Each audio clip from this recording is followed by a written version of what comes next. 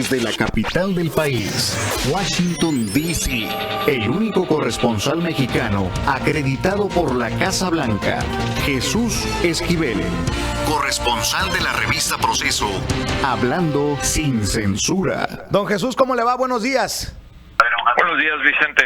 Oiga, pues qué situación tan complicada la que se vive en Estados Unidos. Ni las autoridades de inmigración tienen definido qué es lo que quiere con sus órdenes ejecutivas Donald Trump, y esto pica y se extiende. Pues sí, hay mucha confusión, sobre todo porque las agencias federales estaban acostumbradas a cumplir los reglamentos que establecen las políticas migratorias en vigencia. Y bueno, el nuevo presidente, con estas órdenes ejecutivas y determinaciones que cambian las estrategias en último minuto, ha provocado no solo la confusión, sino el enojo de los propios líderes de su partido en el Congreso Federal y la irritación también mundial por los daños colaterales que tiene esto, sobre todo para los viajeros que están llegando a los Estados Unidos, y haciendo señalamientos que, como hoy lo menciona el presidente en su cuenta de Twitter, había prometido en la campaña y las está haciendo realidad.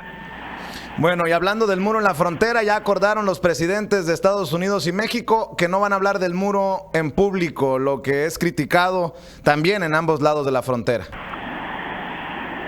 Pues sí, aunque no está claro si lo van a negociar a puerta cerrada, porque no es la declaración.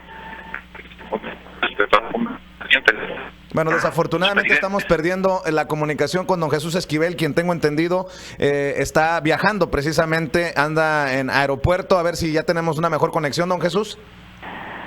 Sí, te decía, Vicente, que pues no se sabe en realidad a ciencia cierta cómo se va a negociar, porque es muy ambigua la aclaración que hizo el gobierno mexicano sobre la conversación que tuvo Enrique Peña Nieto con Donald Trump. Y bueno, pues creo que públicamente el presidente de México ha dicho que no va a pagar nada del muro, y creo que seguir hablando de quién lo va a pagar me parece un poco absurdo, porque está claro, muchas veces, Vicente, por el Congreso Federal, y quiera o no Trump aceptarlo de manera pública. Seguimos teniendo problemas con la comunicación con don Jesús Esquivel, a quien le vamos a preguntar también sobre lo que escribe para la revista Proceso, su columna, el artículo que escribe para la revista Proceso, que habla del miedo en la zona fronteriza, sobre todo, en donde ha llegado el miedo desencadenado por el anuncio del muro y todo lo que hemos estado platicando en estos minutos. Y creo que hace una muy buena crónica, nos cuenta cómo está la situación. Lo escuchamos, don Jesús. Sí, Vicente, estoy nuevamente contigo. Sí, disculpa, Jesús, leíamos lo que escribes para la revista Proceso, que el miedo ya llegó a ciertas comunidades, sobre todo en la frontera. Sí, pero comunidades de Estados Unidos, no de México. Eso es lo interesante. Por eso en esta crónica que hice en la frontera platiqué con el alcalde de la ciudad de Douglas, que tiene al frente Agua Prieta y es un político demócrata que conoce la importancia de esta convivencia entre mexicanos y estadounidenses y los efectos económicos que tiene para los Estados Unidos el provocar la molestia a los mexicanos. Por ejemplo, el alcalde decía que el presidente Trump no tiene conciencia y ni sabe que su ciudad, aunque pequeña, recibe cada año una ganancia de más de $2 millones proveniente de los mexicanos de Agua Prieta que cruzan este tipo de actividad económica, y que, por ejemplo, a la inversa, la gente de Douglas solo le aporta a la economía de Agua Prieta poco más de $1,5 millones. Esto explica, Vicente, el desconocimiento que hay en Washington, no solo de Donald Trump, sino de muchos legisladores en el Congreso Federal de ambos partidos, que manejan las políticas por intereses electorales o por intereses que están muy alejados de una realidad económica en la zona limítrofe entre México y los Estados Unidos. Y bueno, este tipo de realidades con políticas como las que quiere implementar Trump, o también con asuntos comerciales como la anulación del Tratado de Libre Comercio, creo que no han sido valoradas en el sentido negativo que tendrá para la economía de los Estados Unidos. Ya que menciona Arizona, ya que menciona a los políticos en Washington, la huella de Stephen Bannon, el hombre artífice de la SB 1070 en Arizona, está por todos lados en estas órdenes ejecutivas de Donald Trump. Y leyendo precisamente estas órdenes ejecutivas, incluso se criminalizaría a aquellos que ayudaran a inmigrantes indocumentados en Estados Unidos. ¿Qué se viene? ¿Qué es lo que ve que se viene en Washington, Jesús, con todo esto? Bueno. Sí, ¿me escuchas, Jesús?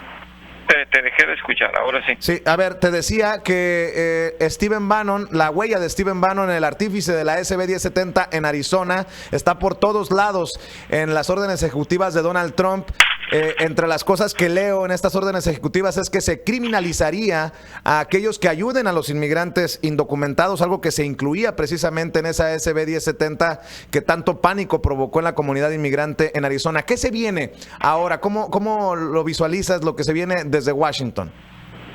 Mira, hay que entender que es una política de mano dura, con las características de un policía, más que con una auténtica necesidad de abordar el tema desde una política humanitaria. Creo que no es nuevo esto que está haciendo Trump, en el sentido de que en el Congreso Federal de los Estados Unidos desde hace mucho tiempo no se ha logrado un acuerdo para suavizar, digámoslo de esa manera, las políticas migratorias. Tú mismo has hablado bastante del tema de las deportaciones que se hicieron en el gobierno de Barack Obama a los inmigrantes indocumentados. Creo que simplemente se van a fortificar ese tipo de medidas de mano dura, van a cambiar la cara a los Estados Unidos respecto al tema migratorio, y en consecuencia las naciones se van a tener que ajustar, y la misma sociedad que quiere emigrar a los Estados Unidos, le guste o no al mundo, a lo que se viene con Donald Trump. A final de cuentas, y lo he venido diciendo contigo, y sé que no gusta, pero él es el presidente de los Estados Unidos y en su país puede hacer lo que le permite la Constitución. Cada vez más voces se unen a la idea de llevar a juicio a Donald Trump a solo una semana de haber asumido el poder. ¿Tú lo ves posible, Jesús? No podría aventarme a hacer un pronóstico en ese sentido, precisamente porque lleva muy poco tiempo y es obvio que está causando mucha irritación y movimiento social en los Estados Unidos. Pero para hacer un juicio político al presidente tiene que haber una mayoría en el Congreso que apoye ese tipo de iniciativas. Y tú mismo la semana pasada me hablabas de los líderes republicanos que se pusieron del lado de Trump. Sería muy aventurado para mí hacer un pronóstico en ese sentido. Lo único que establezco es que se requiere la mayoría del Congreso para someter a un juicio político al presidente de esta nación. Y lo que digo yo es, por las voces, es que señalan de inconstitucional ciertas cosas que se están haciendo ya, sobre todo contra la comunidad musulmana. A ver en qué termina esto. Ya iniciaron los procesos en tribunales. La ACLU le ha ganado la primera partida a la administración de Donald Trump para poner un alto a ciertas acciones que se están o se estaban haciendo contra la comunidad musulmana. Y bueno, Jesús, estaremos al pendiente desde Washington. Te mando un abrazo. Gracias, buenos días. Con la información desde la capital del país, Washington, D.C. El único corresponsal mexicano acreditado por la Casa Blanca, Jesús